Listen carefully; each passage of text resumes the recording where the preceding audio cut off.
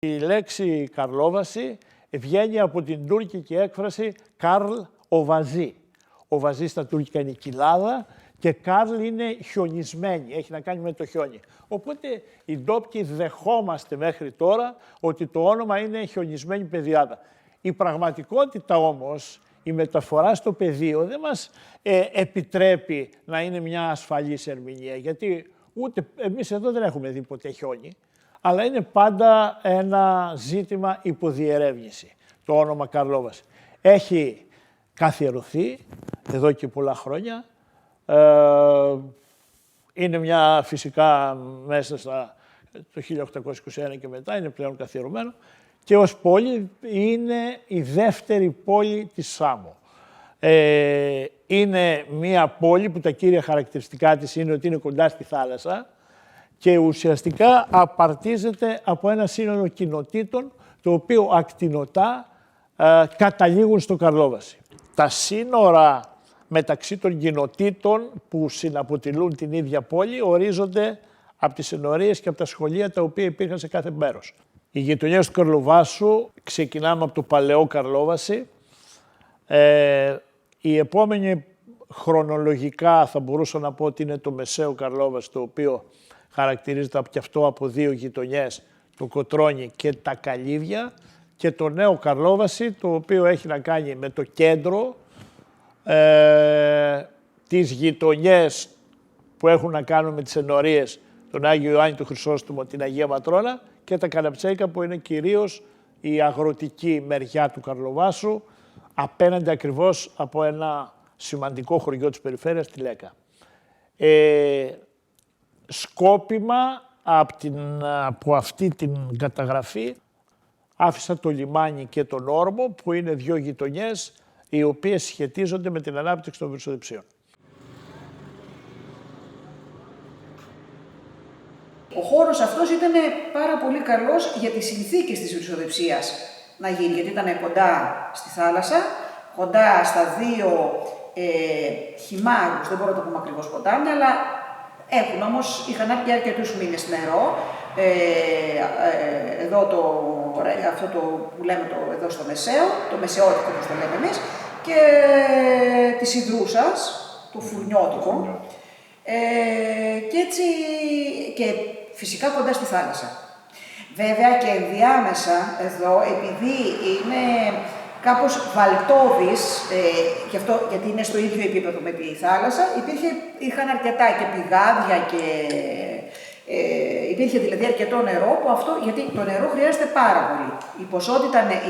Η αρκετή ποσότητα νερού χρειάζεται πάρα πολύ στην επεξεργασία του δέρματος, γιατί όλο αυτό το ξέπλυμα που γίνεται απαιτεί και μεγάλη ποσότητα, απαιτεί στην διαδικασία μεγάλη ποσότητα νερού. Ύστερα είναι ο αέρας που παίζει πολύ σπουδαίο ρόλο. Το μέρος εδώ είναι πολύ καλό στο να αερίζει, και πάλι και αυτό στη διαδικασία της επεξεργασίας χρειάζεται πολύ καλός εξαερισμός. Ήτανε κοντά επίσης εδώ, εμείς τότε δεν είχαμε λιμάνι, όταν ξεκίνησε το 1800 τόσο, που 1860 και μετά, φυσικά τα δέρματα δεν τα κρατούσαμε για δικό μας λογαριασμό, έπρεπε να πουλούνται σε άλλες μικρά, στη Σμύρνη, εξωτερικό κτλ. Γαλλία, στέλνανε Ρωσία, Τουρκία κτλ. Έπρεπε να είναι κοντά σε λιμάνι. Εμείς τότε δεν είχαμε το λιμάνι, είχαμε όμως, γι' αυτό και λεγόμαστε και Ρίβα εδώ η περιοχή, είχαμε εδώ από κάτω ήταν η θάλασσα. Οπότε λοιπόν με τα μεγάλα καϊκιά που βγαίνανε εδώ, που μπορούσαν και αράζανε, και όταν μιλάμε μεγάλα καϊκιά δεν λέμε τα τύπου καϊκιά τα ψαράδικα, μιλάμε. Για να φορτώνουν εμπορεύματα. Μπράβο, αυτό που λέμε ποντοπόρα εκείνης της εποχής καράβια, με τα πανιά τότε αυτά που ήταν. Μπορούσαν λοιπόν να ερχόταν εδώ, πλευρίζανε εδώ και έτσι φορτώνανε τα δέρματα ή να φέρουν τις πρώτες ύλες ή να πάρουν τα επεξεργασμένα δέρματα. Επίσης, είχαμε σαν πρώτο δεψικό υλικό, ήταν πάρα πολύ καλό το ότι είχαμε αυτό το μαύρο πεύκο που έχουμε εμείς, ο φλοιός του, ο πίτκας, όπως λέγεται εδώ, και αυτός πάλι ευνοούσε, ήταν πάρα πολύ καλό δεψικό υλικό. Τα βελανίδια, ο αέρας αυτός σε συνδυασμός, το πράσινο που έχουμε με τη θάλασσα, με το ιώδιο. Δηλαδή ήταν πολλοί οι παράγοντες που συντελούσαν ώστε εδώ να βοηθήσει να αναπτυχθεί η βυρσοδεψία. Το Καρλόβας δεν μπορώ να το δω έξω από αυτό το πράγμα που λέμε βυρσοδεψία. Είναι το ένα φτιάχνει το άλλο. Το Καρλόβας φτιάχνει τα βυρσοδεψία και τα βυρσοδεψία φτιάχνουν το Καρλόβας.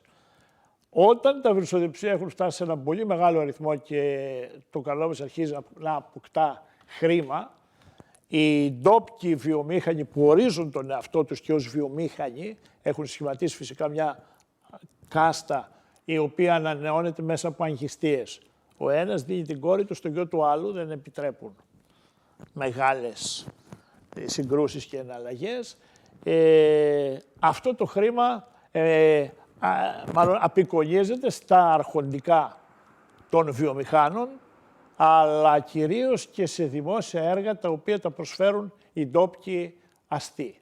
Η Πορφυριάδα είναι δώρο των ντόπιων βιομηχάνων του Δέρματος. Οι μεγάλες εκκλησίες, αυτές οι πέτρινες εκκλησίες που είναι χαρακτηριστικά και μπορώ να πω ότι διαχωρίζονται από κάποιες παλιότερες, αυτές οι πέτρινες, ο Άγιος Νικόλαος, η Παναγία, η οποία λόγω του σεισμού είναι γκρεμισμένη, και η Παναγία των Εισοδείων στο Μεσαίο, είναι ακριβώς όλες κτισμένες εκεί στο μετέχμιο του 19ου προς τον 20ο αιώνα, όπου θα μπορούσαμε να τοποθετήσουμε εκεί και ένα σημείο καμπή όσον αφορά τα βυρσοδεψία. Όπου δηλαδή βλέπετε μεγάλες πέτρινες εκκλησίες, να ψάχνετε πίσω τους αστούς βιομήχανους, στο Μεσαίο εφοπλιστές, στον Άγιο Νικόλαο βυρσοδέψες, το ίδιο και στο κέντρο του Καρλοβάσου. Εκείνη λοιπόν την εποχή της μεγάλης ανάπτυξης των βυρσοδεψίων δημιουργείται σε αυτή τη μικρή πόλη στην άκρη της Ανατολής μια ομάδα αστών οι οποίοι παρουσιάζουν όλα τα χαρακτηριστικά του αστικού τρόπου ζωής.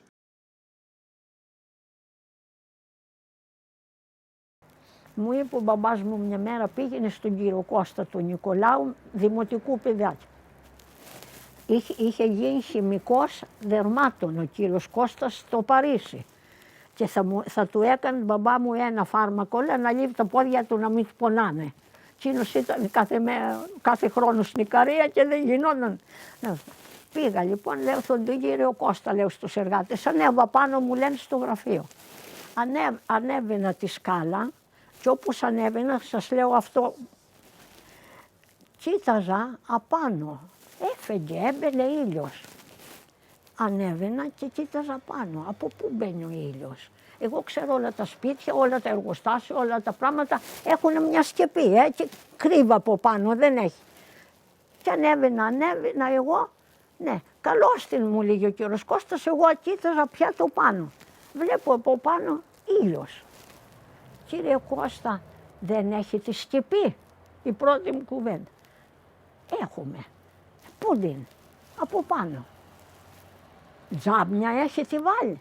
Ναι, δεν είναι τζάμια, είναι άλλο υλικό για να μπαίνει ο ήλιος μέσα. Καταλάβατε τι είχαν κάνει αυτοί. Ήταν πολύ πλούσιοι άνθρωποι. Κι άμα βρέχει και πέφτει κουκουσάλι, λέω εγώ, δεν τα σπάζει. Δεν τα σπάζει. Του χαλάς του λέγαμε κουκουσάλι μικρή. Περνάγανε οι αραμπάδες, ακουγότανε από τα βυρσοδεψία, ακουγότανε οι βαρέλες που γυρίζανε και άκουγες δηλαδή άκουγες μεταλλικούς θορύβους έτσι, πολύ δυνατούς θορύβους και περνούσαν και οι αραμπάδες, ο αραμπάδες ξέρεις τι, που είχαν πάνω τα δέρματα. Επειδή υπήρχαν τα βυρσοδεψία εδώ και υπήρχε όλη αυτή η ιστορία για τα βυρσοδεψία, στα πλαίσια τότε των χρηματοδοτήσεων από την Ευρωπαϊκή Ένωση, των προγραμμάτων αυτών, υπήρχε και αυτή η προοπτική τη δημιουργία ενός μουσείου βυρσοδεψίας. Εκμεταλλευόμενη τότε η Δημοτική Αρχή με δήμαρχο τον Παναγιώτη Λιμπέρ, αυτή την ευκαιρία, σε συνεννόηση με το Πανεπιστήμιο Αιγαίου, γιατί ο χώρος αυτός ανήκει στο Πανεπιστήμιο Αιγαίου, βρήκαν το κτίριο αυτό, ότι πληρεί τις προϋποθέσεις, ανάλογα και με το ποσό της χρηματοδότησης, για να στηθεί το μουσείο αυτό. Ήταν μια πολύ καλή αρχή αυτή, Και βλέποντας τώρα και με όλα αυτά, ακόμα και μετά από το σεισμό, ότι το κτίριο αυτό τουλάχιστον σώθηκε. Σωθήκαν κάποια μηχανήματα που είναι εδώ και όλα αυτά τα χρόνια είναι ένας πόρος έλξης για τους τουρίστες που έρχονται εδώ. Θέλουν να γνωρίσουν, βλέποντας όλο αυτό το οικοδομικό τετράγωνο, βιομηχανική περιοχή, όπως λέγεται, εδώ του χώρου αυτού, θέλουν να γνωρίσουν και να μάθουν κάποια πράγματα. Είχε ωραίο κόσμο, γιατί ήρθε και ωραίος κόσμος, αλλά και νοικοκυρεμένος καλός κόσμος. Κάποιος ηλικιωμένος στο τέλος, από τους πρόσφυγες, που η μάνα του 5 γλώσσες ήξερε, αλλά ήταν παμφτωχή, αλλά δούλευε και παλικαράς. Μου λέει μια μέρα, έλα Λίτσα να σου φιλήσω το χέρι. Γιατί ρε Γιάνγκος, είσαι πιο μεγάλος από μένα, μεγάλος πια, πολύ γέρος. Γιατί ο καλό μας έχετε κάνει, τι σου έχω κάνει εγώ. Πώς μας δεχτήκατε εδώ, δεν είχαμε ούτε κουτάλι να φάμε, ούτε μπρίκι να ψήσουμε καφέ. Εσείς, εγώ λέω ρε Γιάνγκο, εγώ δεν σε έφτασα, λέω, ούτε πρόσφυγας, εγώ σε έφτασα μεγάλο παλικάρι. Μου λέει όλοι όμως εδώ μας δεχτήκατε. Σε αυτή την πόλη των αστών εμφανίζεται ένα σύνολο προσφύγων οι οποίοι κάπου πρέπει να εγκατασταθούν. Και από το 24 και μετά αρχίζει σιγά σιγά να μπαίνει η ιδέα της δημιουργίας του προσφυγικού συνοικισμού. Ένας από τους 3 προσφυγικούς συνοικισμούς στη Σάμο, ο δεύτερος είναι στο Πυθαγόρι και ο τρίτος είναι στο Βαδί, όπου δημιουργείται μια σειρά σπιτιών στα οποία εγκαθίστανται πρόσφυγες. Τα οποία η γειτονιά αυτή έχει το χαρακτηριστικό να συνορεύει με την πίσω μεριά των αρχοντικών των βιομηχάνων.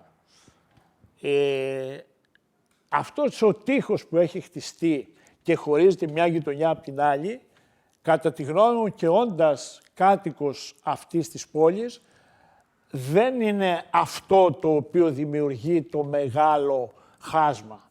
Μπορεί να υπάρχει, αλλά δεν είναι αυτό που αποτρέπει τους πρόσφυγες να ενταχθούν μέσα στη ζωή των βιομηχάνων. Οι κοινωνικές σχέσεις είναι αυτές που πραγματικά δημιουργούν ένα μεγάλο τείχος και όχι αυτό το υλικό κομμάτι, όσο κυρίως το κοινωνικό κομμάτι, το οποίο, όπως και στην υπόλοιπη Ελλάδα, ουσιαστικά χάνει τη δύναμή του μόλις μπαίνουμε στη δεκαετία του 40.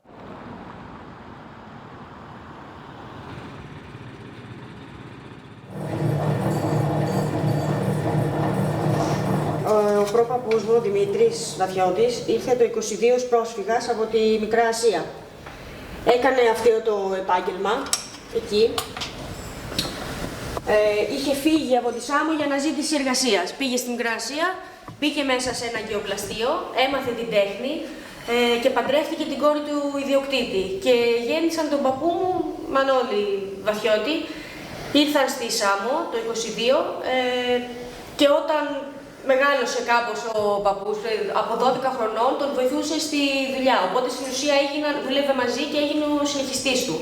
Παντρεύτηκε τη γιαγιά, Πάτρα, δούλευαν μαζί όλα αυτά τα χρόνια, έκαναν 4 κόρες και βοηθούσαν κι αυτές όπως μπορούσαν στην παραγωγή. Ο παππούς μου έφυγε από τη ζωή, έκλεισε το εργαστήριο, αλλά το 1979 η μητέρα μου Σταματία το επαναλειτουργήσε και το είχε για 40 χρόνια στην ουσία. Μέχρι που έφυγε το Δεκέμβρη. Συνεχίζω εγώ ως 4η γενιά, αφού έμαθα δίπλα της όλα όσα ξέρω. 70 χρόνια είμαι εδώ, με διακοπή 5 χρόνια που πέθανε ο άντρας μου και το κλείσαμε. Ύστερα όταν γεννήκαν τα παιδιά, μία από τις κόρες μου έβγαλε το Λύκειο και λέει θα μάθω το παπά μου τη δουλειά. Αλλά τότε ήταν πολύ δύσκολη για γυναίκα. Αλλά σιγά σιγά με τα ηλεκτρικά καμίνια, με το ηλεκτρικό τροχό, βέβαια τα χέρια τα φτιάχνουν. Αλλά όμως η κούρας, η λάσπέτη, την παίρνουμε εμείς την κάναμε τότε. Στα πόδια και στα χέρια όλη η οικογένεια. Μετά από 4 χρόνια δηλαδή πάλι περίπου. Ναι, είχε κλείσει αυτό το διάστημα, 4 χρόνια. Και μετά εγώ ήθελα να ανοίξω το μαγαζί, ας πούμε. αυτή μπροστά. Δεν ξέρω, το πήρα έτσι τώρα. Ναι. Συναισθηματικά ή... Συναισθηματικά το πολύ. Ναι. Και πώς ήτανε, πώς ξεκινήσατε? Αυτό εγώ τα καλοκαίρια πήγαινα μέσα στην κουντουρούδα. Γιατί ήμουν 13 χρονών, Πηγαίνατε στο κουντουρούδα για δουλειά? Και δούλευα εκεί, όταν δούλευα. Ήμουν εκεί, έκανα λίγο τροπό για να μάθω.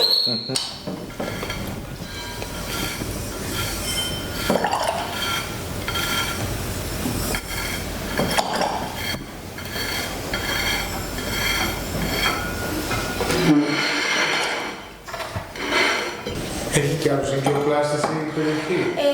Στο Καρλόβαση δεν έχει, ήταν και ο Κοντορούδας, αλλά σταμάτησε και αυτός, είχε παράδοση από τον πατέρα του. Τώρα στο Καρλόβαση είμαστε εμείς, έχει και γενικά στην Σάμο, γιατί η Σάμος ήταν κέντρο, μπορώ να πω, αγγειοπλαστικής, έχει ιστορία και παράδοση στην κεραμική τέχνη.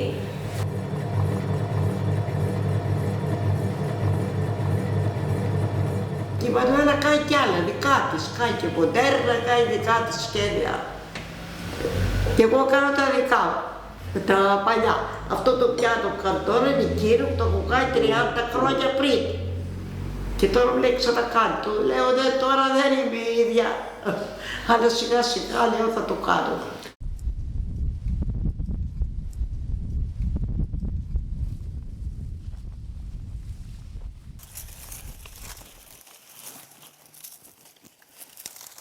Από ό,τι βλέπετε,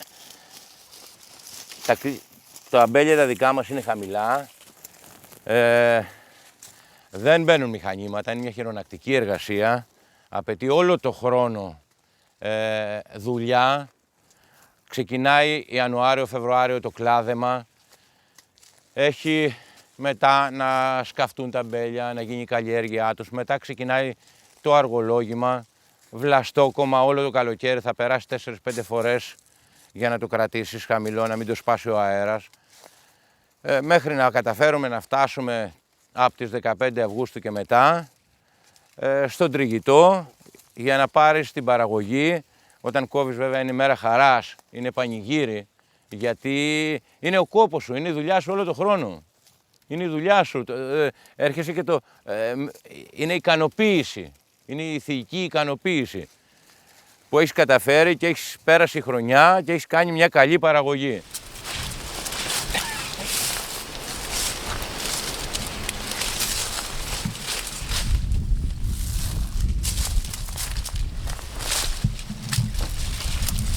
Εδώ όλος ο αγροτικός κόσμος που ασχολείται με την αμπελουργία, στις επόμενες μέρες θα ξεκινήσει και η αποστακτική περίοδος, θα έρθει να αποστάξει τη σούμα του που είναι η ονομασία η τοπική. Η απόσταξη είναι μια παράδοση, είναι ένα πανηγύρι. Κάθε μέρα όταν θα κάνουμε την απόσταξη μαζεύεται όλη η οικογένεια, η παρέα, οι φίλοι και γίνεται μια γιορτή. Γίνεται μια γιορτή, αυτό συμβαίνει μια φορά το χρόνο για την κάθε οικογένεια που θα έρθει να αποστάξει.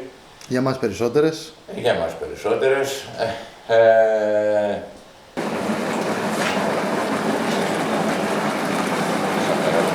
Οι γυναίκες μας χωρίζουν εκείνη την περίοδο, έτσι, αφού μας χάνουν από τα σπίτια τους. Υπάρχει νοποσία, υπάρχει παράδοση, υπάρχει τα φιλαράκια που θα μαζευτούν. Τώρα έρχεται και καμιά γυναίκα που έχει το μεράκι και, αλλά ως επιτοπλίστων είναι άντρες, είναι αντρικός πληθυσμός.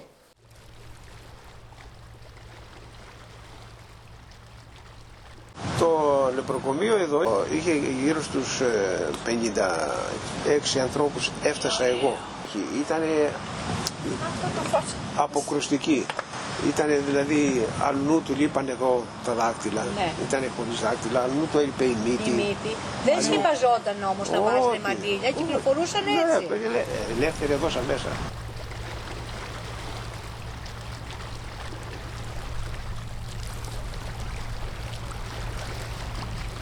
Χριστούγεννα, Αγίου Βασιλείου, Πάσχα, 28 Οκτωβρίου, 25 που γιορτάζαμε, ήμασταν υπαμοδηγοί, προσκοπίνες, λιμένες, παίρναμε, είχαμε κι άλλες αυτές, τίποτα να κάνουμε δεν είχαμε. Αυτά ήταν και μας να βγούμε λίγο έξω με τα πόδια. 3 χιλιόμετρα πηγαίναμε και 3 γυρίζαμε. Πηγαίναμε με την κιθάρα εγώ, με μια γραβάτα κρεμασμένη, η άλλη κυρία που είναι 96 με το μαντολίνο και πηγαίναμε να τους χάμουμε, να πούμε τον Άγιο Βασίλη, τα Χριστούγεννα, τον Χριστός Ανέστη. Μαζεύαμε από μόνοι μας, μπορούσαμε από τα σπίτια μας και από τη γειτονιά μας, κάνα κουλουράκι, κάνα κουραμπιέ, τα κάναμε δεματάκια, ξέρετε οι πρόσκοποι τι κάνουνε. Δεν τους συχαινόμασταν, γιατί ξέραμε και οι γονείς μας ξέρανε που μας αφήναν και πηγαίναμε ότι αυτό δεν κολλάει. Γιατί δίπλα έχει μια εκκλησούλα, Παναγίτσα, τα εισόδια. Και είχαμε μάθει από μικρά παιδιά, πηγαίνουμε στα εισόδια της Παναγίτσας και ήταν μέσα οι λεπροί, απ' έξω βέβαια καθόνταν οι άνθρωποι. Και όταν μια φορά θέλαμε, η Κατίνα αυτή, η πιο μεγάλη από μένα, του έδωσε το χέρι έναν να τον πιάσει να χορέψει. Τους δίνανε μισθό και ήταν καλοντημένοι και πληρώνανε και ήταν πλημμένοι, πηγαίνανε οι γυναίκες, τους πλένανε και έβαλε, τους λέει περίμενε. Έβαλε το χέρι του στην τσέπη και έβγαλε ένα άσπρο σιδερωμένο μαντίλι, τύλιξε το χέρι του και της έδωσε της Κατίνας το χέρι να τον πιάσει. Αυτοί φυλαγόνταν από εμάς μη τυχόν. Εκεί τα άλλοι είχαν φαγωμένες τις μύτες τους, αλλούς τα χεράκια τους, αλλά δεν και κοιτάζαμε. Ξέρεις, τα μικρά παιδιά δεν παραδίνουν. Εγώ 14 χρονών τα κοίταζα αν ήταν τα χέρια του έτσι, ωραία ή άσχημα.